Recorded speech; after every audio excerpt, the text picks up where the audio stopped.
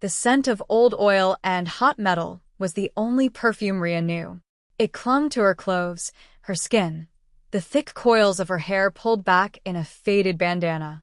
Under the rusted chassis of a '98 sedan, she was in her element.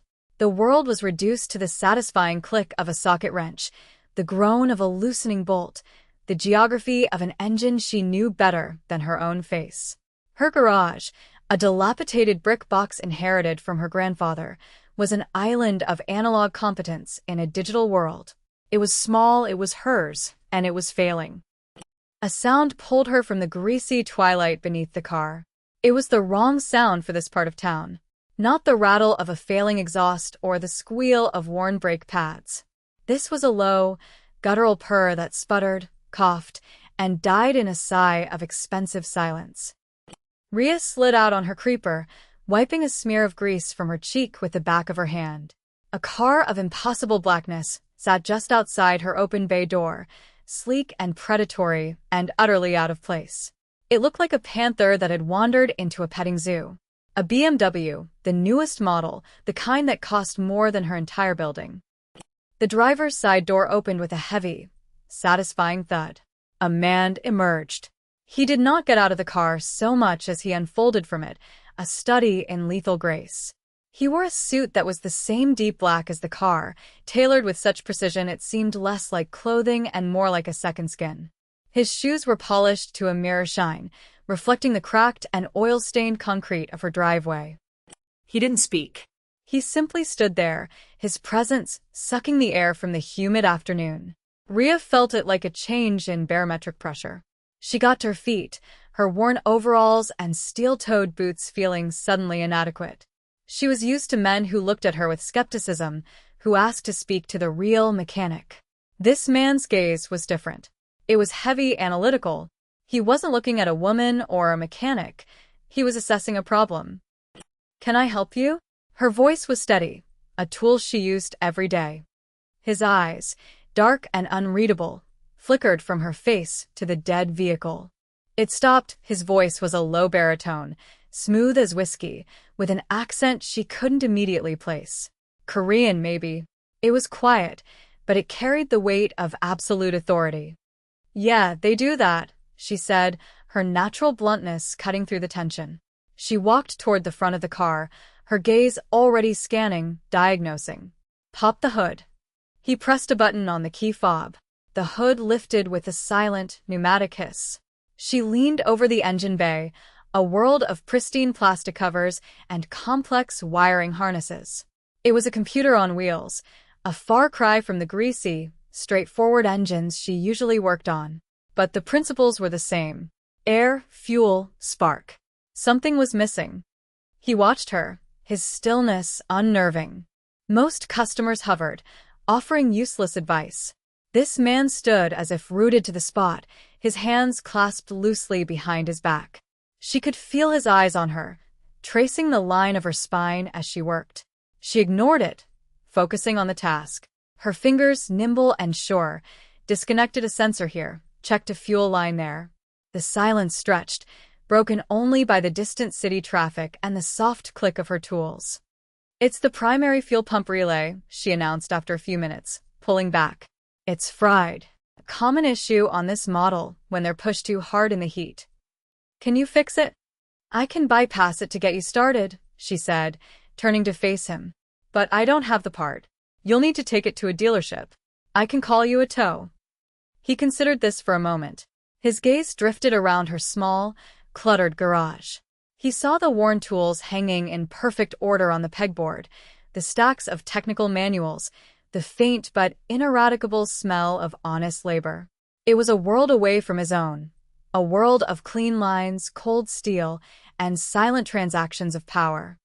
"No tow," he said. The words were a command, not a request. "Bypass it." Rhea nodded, not bothering to argue. She went to her workbench, grabbing a small length of wire and a pair of strippers. As she worked, creating a small jumper wire, she was intensely aware of him moving for the first time. He walked into her garage, his expensive shoes silent on the concrete. He stopped beside a stack of old tires, his attention caught by a framed photograph on her desk. It was her and her grandfather, both of them covered in grease, grinning beside a rebuilt engine block. She finished the jumper and moved back to the car. "This will get you where you're going," she explained, her hands moving with practiced efficiency as she clipped the wire into place. "But don't turn the engine off until you get there. It might not start again." She closed the hood with a solid thunk. "You're all set." She turned to him, ready for the dance of payment. He was still looking at the photograph. When his eyes met hers, there was something in them she hadn't seen before. A flicker of something that wasn't cold calculation. It was gone as quickly as it appeared. He walked toward her, pulling a wallet from the inside of his jacket. It was black leather, impossibly thin. "How much?" Rhea looked at the car, then at him. He was a man who dealt in figures with more zeros than she could imagine. He wouldn't miss a few $100s. But something in her rebelled. It was the principle of the thing. This was her space, her rules. A piece of wire and 5 minutes of my time? Nothing. Call it a professional courtesy. Just get it to a dealership before it leaves you stranded for good. He stopped. His hand froze on its way to his wallet. He stared at her, and for the first time, his composure seemed to crack, just a hairline fracture. No one gave him anything for free. Everything in his world had a price, a debt. To be offered something with no strings attached was a language he didn't speak. "I pay my way," he said, his voice flat. "And I don't charge for a 5-minute fix," she countered, her chin lifting slightly. "We're done here." She started to turn away, to go back to the world she understood under the old sedan. His hand shot out impossibly fast and caught her wrist. His grip wasn't brutal, but it was absolute. An iron band of pressure that stopped her cold. Her skin tingled where he touched her. Slowly, he turned her hand over, palm up. Her hands were not delicate. They were calloused, scarred, with grease permanently etched into the lines of her skin. He stared at them for a long, silent moment. Then, with his other hand, he reached up and began to slide a ring from his own pinky finger. It was heavy, a thick band of what looked like white gold or platinum, set with a single, square-cut black stone. It wasn't jewelry, it was a statement. A sigil. "What are you doing?" she asked, her voice a low whisper. He didn't answer. He simply took her left hand and, with deliberate, unhurried precision, slid the ring onto her fourth finger. It was too big, but it stayed. Cold, heavy metal against her skin. It felt like a brand. He released her wrist. His dark eyes locked on hers. "Now a debt has been created," he said, his voice soft, almost a caress. "And I always collect." He turned and walked back to his car without another word. The engine started with a roar, the temporary fix holding. He backed out of her driveway and disappeared down the street, leaving behind only the scent of rich exhaust and the impossible weight of his ring on her finger. Rhea stood frozen, staring at the alien object. The black stone seemed to absorb the light, a tiny piece of darkness in the palm of her hand. She tried to pull it off. It wouldn't budge. That was the moment her world ended. She just didn't know it yet. The next morning, a black sedan was parked across the street from her garage. It was there when she opened up, and it was still there when she ate her lunch standing over an engine block. The windows were tinted so dark they looked like voids. She felt their unseen eyes on her all day. The ring on her finger felt heavier with every passing hour. She had tried everything to get it off, soap, oil, even trying to ice her finger to shrink it. Nothing worked. It was as if it had molded itself to her. By the third day, the anxiety was a knot in her stomach. She was wiping down her tools at closing time when a different car, another black luxury vehicle, pulled silently into her bay. The back door opened, and one of the men who had been watching her got out. He was built like a refrigerator, his suit straining at the seams. He didn't look at her. He just opened the door and waited. "He wants to see you," the man said. His voice was gravel. "I'm busy," Rhea said, her heart hammering against her ribs. That wasn't a request. She knew then that she had no choice. Her small act of defiance, of principle, had chained her to something she couldn't comprehend. She dropped her rag on the workbench, the heavy ring clinking against the metal. She walked to the car and got in. The interior smelled of leather and his cologne, cedar and something sharp, like smoke.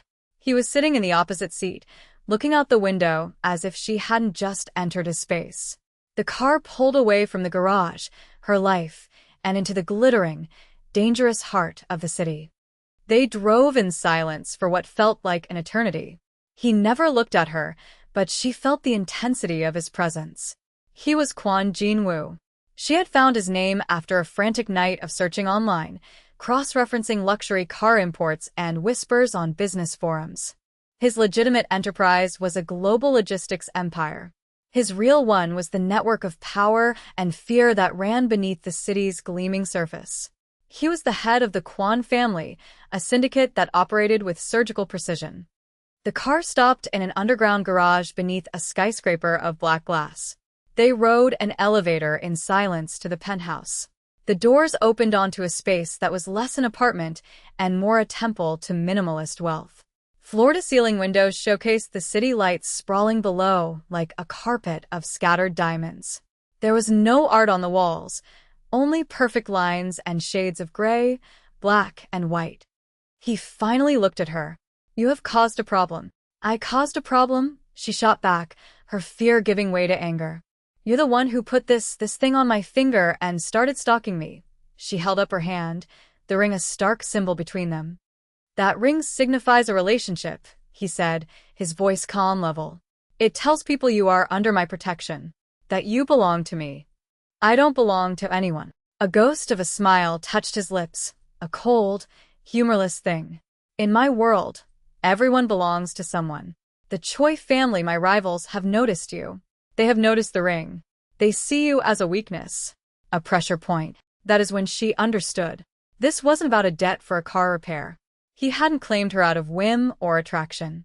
He had marked her as his territory because her unexpected act of independence had made her visible. And in his world, to be visible was to be a target. "So take it back," she said, her voice pleading now. "Take the ring back and let me go. They'll forget about me." "It is too late for that," he said simply. He walked to the window, his back to her. "They believe you are important to me. To remove the ring now would be a sign of weakness. It would be an invitation for them to strike." He paused, his reflection a dark silhouette against the city lights. "They tried once already." Ria's blood ran cold. "What are you talking about?" "The white van that drove past your garage yesterday. The one that backfired twice." That was not a backfire. The memory hit her like a physical blow. The loud pops she had dismissed as just another broken-down vehicle. The two small, starburst cracks that had appeared in the brick wall across the street. She had thought it was vandalism. It had been gunfire, aimed at her. The floor seemed to drop out from under her. She had been in the crosshairs of a war she didn't even know was being fought. He had known. His men hadn't been watching her, they had been guarding her. He turned from the window, and for the first time, she saw a flicker of something else in his eyes. Something that wasn't control or command. It was a deep, familiar weariness. "I once failed to protect someone who was marked as mine," he said, his voice dropping so low she had to strain to hear it. "Her name was Mi-young. The choice used her to get to me. I will not make that mistake again." His wound was laid bare for a fraction of a second. A woman he had failed. An adult, a partner, someone who had paid the price for his life. And now, he saw her in Mi-young's place. Not as a lover, but as a responsibility. A debt he had to repay to a ghost. A new kind of danger settled over the room, one that had nothing to do with bullets. It was the danger of being seen by this man. He was beginning to see her not as a pawn or a problem, but as a person. And that, she instinctively knew, was far more perilous. She should have run. The moment he revealed that sliver of his past, that was her chance to scream, to demand he let her go, to find a way out. But she didn't. Instead, she heard herself ask a single, quiet question. "What do you want from me?" He walked toward her, stopping so close she could feel the heat radiating from his body. He looked down at her, his gaze intense. "For now, I want you to stay alive." In the weeks that followed, the penthouse became her gilded cage. His men were a constant, silent presence. She was no longer Ria the mechanic. She was a protected asset. Jinwoo was rarely there, consumed by the escalating war with the Choi family, but his presence lingered in the scent of his cologne on a jacket left behind, the cold precision of his home, the weight of the ring on her finger. She spent her days reading, pacing, watching the city from behind bulletproof glass. She learned about his world in fragments, overheard phone calls, names spoken in hushed, urgent tones. She learned that the Choice were led by an old, vicious man who saw Jinwoo's more modern, business-like approach as a weakness. They were trying to provoke him into an open war he didn't want. One evening, Jinwoo came home late. He looked exhausted, the perfect lines of his suit rumpled for the first time. There was a thin, angry cut along his jawline, stark against his pale skin. He walked straight to the bar and poured himself a whiskey, his back to her. "There was an attack," he said, his voice rough, "on one of my warehouses. Are you okay?" The question slipped out before she could stop it. He turned, a dark look on his face. "They're becoming bolder. They're no longer testing my defenses. They're looking for a way to break me." He took a long drink of the whiskey. "They're still watching you. They know you are no longer at the garage. They know you are here." She had a choice then. She could remain the protected bird in a cage, or she could do something. Her old life was gone, her garage shuttered, her world shrunk to this sterile apartment. But she was still a mechanic. She still knew how things worked. "One of your men, the one named Park, he drives a specific model of sedan," she said, her voice gaining strength. "The 2018 Genesis. I've seen it in the garage downstairs." Jinwoo looked at her, his eyes narrowing. "What of it?" "There's a flaw in the onboard diagnostic system. With the right frequency jammer, you can disable the engine control unit remotely. Make it look like a catastrophic engine failure. No explosion, no violence. It just dies. Strands them somewhere you want them to be." The silence in the room was absolute. He stared at her, seeing her for the first time not as a liability, but as a weapon. She had just crossed a line. She had offered her knowledge, her skills, to his war. She was no longer just a victim of circumstance. She was choosing a side. He walked toward her, his expression unreadable. He stopped in front of her, setting his glass down on the table. "You understand what you are offering." "I understand that your enemies are my enemies," she said, her voice shaking slightly, but her gaze firm. "You made them my enemies the moment you put this ring on my finger." That was the confession. Not of love, but of alliance. Of a shared fate. It was more honest and more dangerous than any declaration of affection.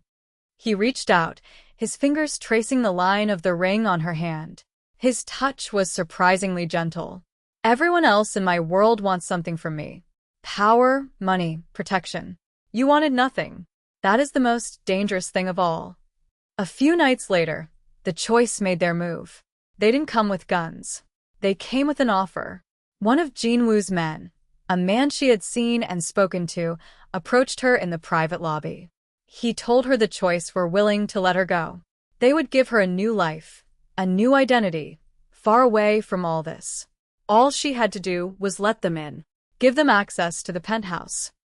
She looked at the man, a trusted soldier, and saw the betrayal in his eyes. Jinwoo's wound, a betrayal from within, was happening all over again. And she was the key. "Okay," she whispered, her heart pounding. "Tell me the plan." She listened, she nodded, and then she went straight to Jinwoo. The final confrontation was not a chaotic firefight. It was a surgical trap, planned with her inside knowledge and his lethal strategy. When the Choi family enforcers, led by the traitor, used her access code to enter the penthouse, they did not find a helpless woman. They found Jinwoo and his most loyal men waiting in the shadows. Rhea was locked in the master bedroom, listening to the muffled, brutal sounds of the fight. She wasn't passive. Before they had arrived, she had used her skills, disabling the emergency lockdown on the service elevator, creating the single escape route Jinwoo had demanded for his men if things went wrong. She had done her part. When the silence finally fell, Jinwoo opened the door. He was unhurt, his suit still immaculate, but his eyes were dark with the violence he had just unleashed. The war was not over, but this battle was won. The traitor was dealt with. The choice were crippled. He walked to her, his gaze sweeping over her, checking for any sign of harm. She was fine. Shaken but fine. "It's over," he said. "For now," she replied, knowing his world would never truly be at peace. He led her out to the living room. Through the vast windows, the sun was beginning to rise, painting the sky in shades of bruised purple and soft orange. He took her hand, the one with his ring. "When I put this on you, it was a claim," he said, his voice quiet in the dawn light. "A mark of territory. To protect myself from a past mistake." He looked from the ring to her eyes. "Now, it is a promise. It means you are the one person in this world I will not fail." It wasn't a declaration of love. It was something more binding.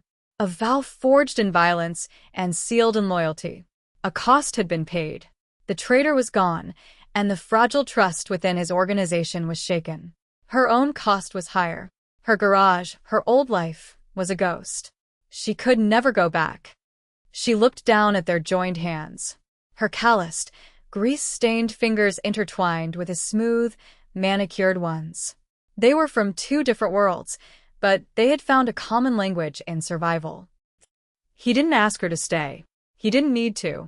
Her choice had been made the moment she offered him her knowledge, the moment she chose his side. She was no longer Rhea, the mechanic from a failing garage. She was the woman who wore the Kwan family ring. She turned her gaze from their hands to the sprawling city below, now bathed in the clean, unforgiving light of morning. She didn't know what the future held, only that it would be lived here, in the heart of his empire, at his side. The ring was cold against her skin, a permanent, heavy reminder of the price of her new life. And for the first time, it felt like it belonged there.